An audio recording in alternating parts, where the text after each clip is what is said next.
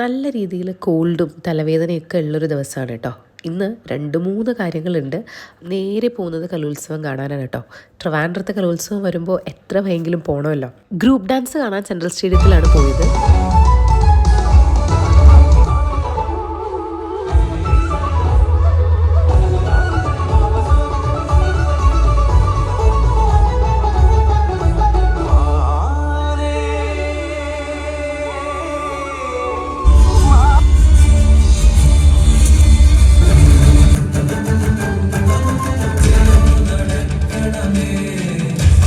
നല്ല ഗ്രൂപ്പ് ഡാൻസൊക്കെ കണ്ടതിന് ശേഷം അവിടെ നിന്ന് ഇറങ്ങി. അത്യാവശ്യം ചൂടും നല്ല പൊടിയും കാരണം എൻ്റെ ചുമയും ജലദോഷവും ഒക്കെ വീണ്ടും കൂടി.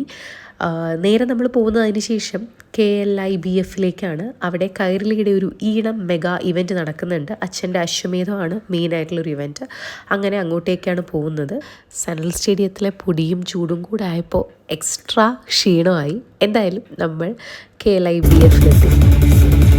കൊണ്ട് ഞാൻ സ്വാഗതം ചെയ്യുന്നു ഈണം എന്ന ഈ കലാരാവിൽ അശ്വമേധത്തിൽ. ശ്രീ ശാന്തകുമാർ റെഡി? അങ്ങ് വിചാരിച്ചത് ഒരു പുരുഷൻ? അതെ. ജീവിച്ചിരിപ്പുണ്ട്? ഇല്ല. തന്റെ പ്രവൃത്തിയിലൂടെ നിർബന്ധിതമാക്കിയ ജോൺ കിട്ട എന്ന കേരളത്തിന്റെ നവോത്ഥാന രംഗത്തെ ഏറ്റവും മഹാനായ ജനനായകനാണോ ശാന്തകുമാർ താങ്കളുടെ മനസ്സിൽ? അതെ സർ, ശരിയാണ്. Thank you sir. ഉരുക്കുപേശികളും ഇരുമ്പ് ഞരമ്പുകളുമുള്ള യുവാക്കളാണ് ഇന്ത്യയിലേത് എന്ന് പറഞ്ഞ സ്വാമി വിവേകാനന്ദനാണ് താങ്കളുടെ മനസ്സിൽ? Thank you. എന്ന ആദ്യത്തെ യൂറോപ്യന്റെ പേര് ക്രിസ്ത്യാനോ റൊണാൾഡോ എന്നാകും എന്ന പ്രതീക്ഷ കൊണ്ടാണോ മോനെ? ശുഭരാത്രി, നവവത്സരാശംസ.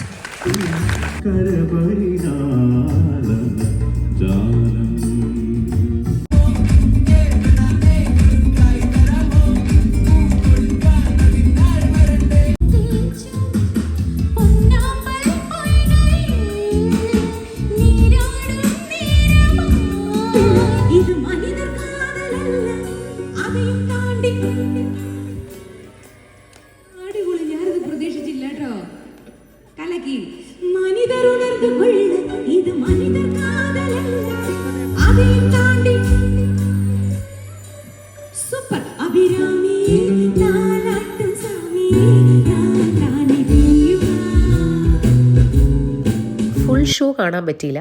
നമ്മൾ ഫുഡ് കഴിക്കാൻ വേണ്ടി നേരെ ആസാദിലേക്ക് എത്തി. വല്യച്ഛനുണ്ട് കേട്ടോ, ഇതാണ് അച്ഛൻ്റെ ചേട്ടൻ. ഫുഡ് കഴിഞ്ഞ് ഞങ്ങളങ്ങനെ നേരെ വീട്ടിലേക്ക് പോവുകയാണ്. അപ്പോൾ കലോത്സവത്തിനെത്തിയ എല്ലാ കൂട്ടുകാർക്കും all the best. Thank you.